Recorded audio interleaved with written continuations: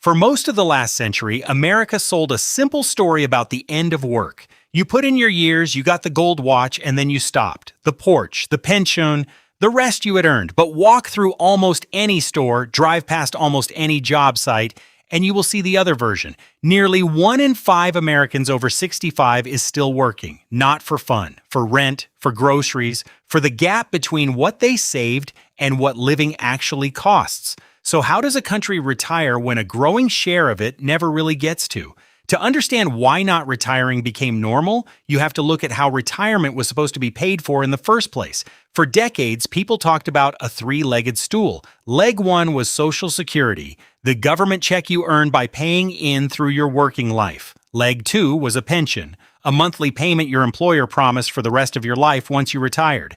And leg three was your own savings. That stool has quietly lost a leg. The classic pension, where the company carries the risk and cuts you a check until you die, has mostly disappeared from private jobs. In its place came the 401k and the individual retirement account, savings plans where you put the money in, you pick the investments, and you carry all the risk yourself. If the market drops the year you plan to retire, that is your problem now, not the company's. Think about what that swap really did. Your grandparents' generation was far more likely to walk out the door with a pension that paid them for life.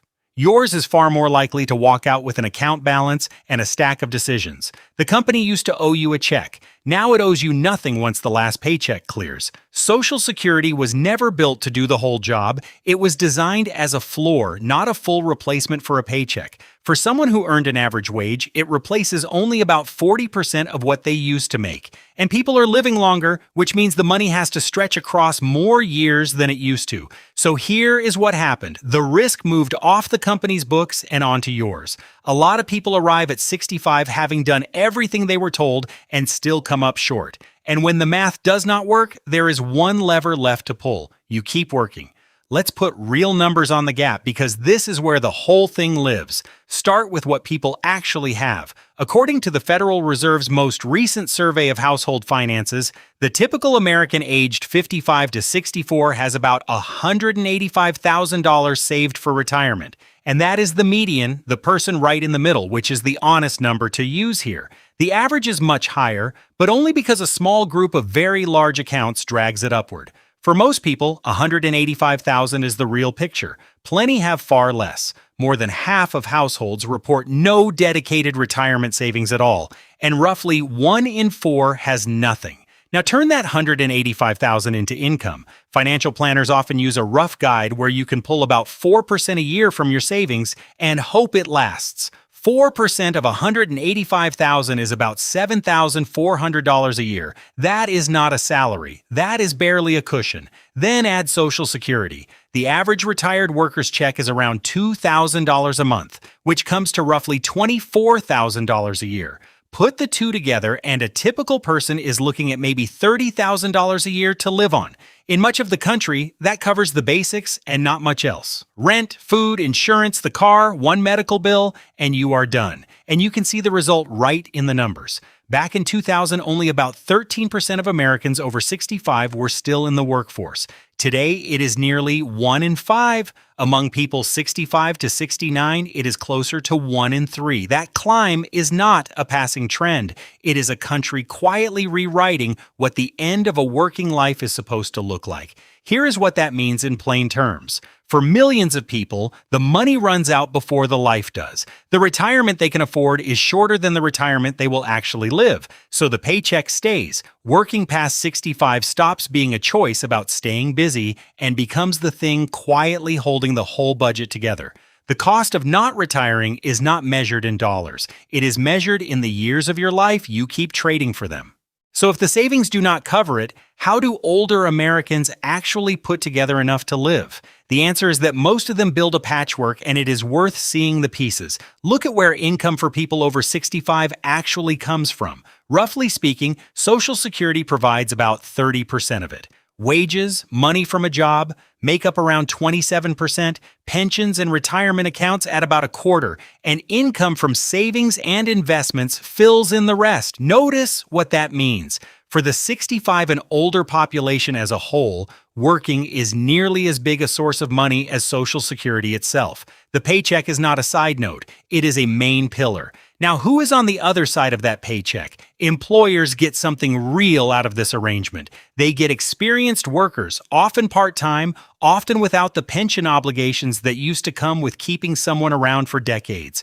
Retail, home care, driving, customer service, seasonal work, the whole lower wage end of the economy leans on older workers who need the hours. The gig platforms like them too. Flexible schedules sound great in an ad, but flexible often means no benefits and no guaranteed paycheck. And there are a lot of these workers now, which quietly shapes the labor market itself. A steady supply of people who cannot fully afford to walk away helps hold wages down at the bottom and keeps a lot of low-margin businesses running. There is also a quieter piece of money math working in the background, and it cuts the other way. Social Security rewards you for waiting. For each year you hold off claiming up to age 70, your monthly check grows by roughly 8%. So for someone healthy enough to keep earning, staying on the job a few more years does two things at once. It brings in wages now, and it locks in a bigger government check later. That is the part that complicates the story. For some people, working longer is not survival at all. It is a smart move. They like the work, they are healthy, and every extra year makes the rest of the plan stronger. The trouble is that the system treats those people and the ones with no options exactly the same. It just counts the hours. It does not ask why you are there. So who actually pays for a retirement that does not fully exist? Follow it down and the answer lands in a few places. First, the worker pays, in time and in health. Every year on the job past the point you hope to stop is a year of your life spent earning instead of resting. For someone behind a desk, that might be fine. For someone on their feet, lifting, cleaning, standing a full shift at 70, the body sends the bill eventually. Second, the people who cannot work pay the most. Not everyone gets to choose to stay employed. Health fails. Employers pass over older applicants. A layoff at 62 turns into a forced early retirement nobody planned. For these folks, there is no paycheck to plug the gap, and they fall back hard on that one guaranteed check. About 1 in 4 older Americans relies on Social Security for 90% or more of their income. For them, the average benefit is not a piece of the plan. It is the entire plan, and it was never designed to be. Women tend to feel this edge more sharply. They usually live longer, they often earned less over a career, and they save less as a result, so more of them reach their 80s leaning almost entirely on that one monthly check. Third, families pay. When the money and the health both run short, the work of care often shifts to a spouse or an adult child, usually unpaid, frequently someone cutting their own hours to do it. That is income they are not earning and retirement they are not funding, a cost that never shows up on any statement but is absolutely real.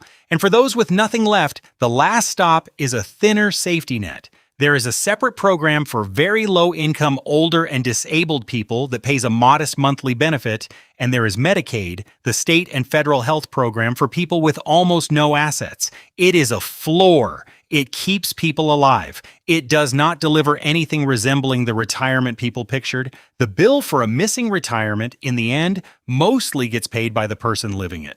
The obvious cost of not retiring is the hours, but there is a stack of quieter costs underneath. Start with the plan itself, because I Will Just Work Longer is the most popular retirement plan in America, and it is shakier than it sounds. Surveys show a big share of people expect to work into their late 60s or beyond. Far fewer actually manage it. Health problems, caregiving, and layoffs push people out earlier than they planned. So the backup plan for a thin savings account is a plan that often falls through at the worst possible moment. Then there is inflation working quietly against the fixed part of your income. Social Security gets a cost of living raise most years, but it is tied to the spending of working people, not retirees.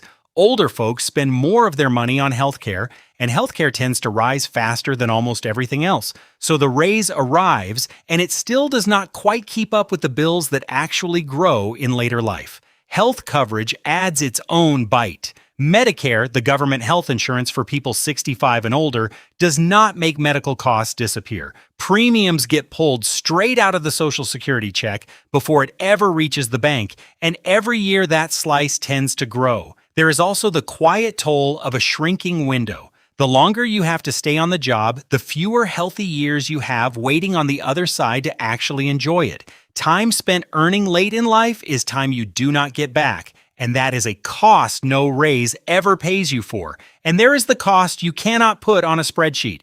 The plan that quietly assumes you will stay healthy, stay hireable, and stay willing year after year when aging guarantees none of those things. The hidden cost of surviving without retiring is not any single bill. It is how fragile the whole arrangement is, resting on a body and a job market that do not take requests. So why is it built this way? Not by accident and not by some villain in a boardroom. It is the sum of a lot of choices about who carries the risk. Over the last few decades, that risk quietly moved. Employers traded lifelong pensions for savings accounts, which shifted the danger of a bad market or a long life off the company and onto the individual. Government set Social Security as a floor and left the rest to you. The result is a system where how comfortable your old age turns out to be depends heavily on how well your particular savings, health, and luck happen to line up. Demographics are about to press on all of it. Fewer workers are paying in for each retiree drawing out. Social Security's trust fund, the reserve that helps cover benefits, is projected to run low in the early 2030s. If nothing changes, the program could still pay about 78% of promised benefits from the taxes still coming in. Not zero, but a real cut to people already stretched thin. Now, the honest other side. Working longer genuinely helps a lot of people, and plenty do it by choice. And most retirees, when you actually survey them, say they are managing. This is not a country of universal misery. It is a country that quietly moved the risk of old age onto individuals and then asked them to work out the difference on their own. So how do Americans actually survive without retiring? Mostly by not fully retiring at all. They stitch together a Social Security check, a thin slice of savings, and a paycheck they keep earning long past the age the old story promised they could stop. For some, that is a genuine choice and a good one. They are healthy, they like the work, and every extra year makes them stronger. For many others, it is not a choice at all. It is the last available lever when the savings ran short and the pension never existed. The market works. It delivers experienced labor to employers and a floor of income to retirees. Where it breaks is the promise it quietly stopped making. The gold watch and the open porch were sold as the reward for a lifetime of work. For a growing share of the country, the reward is simply more work. Old age in America is not free. Increasingly, you pay for it by staying on the clock. If this breakdown helped you see where the money really goes, take a second to like the video and subscribe. We will keep following the dollars behind growing older in America.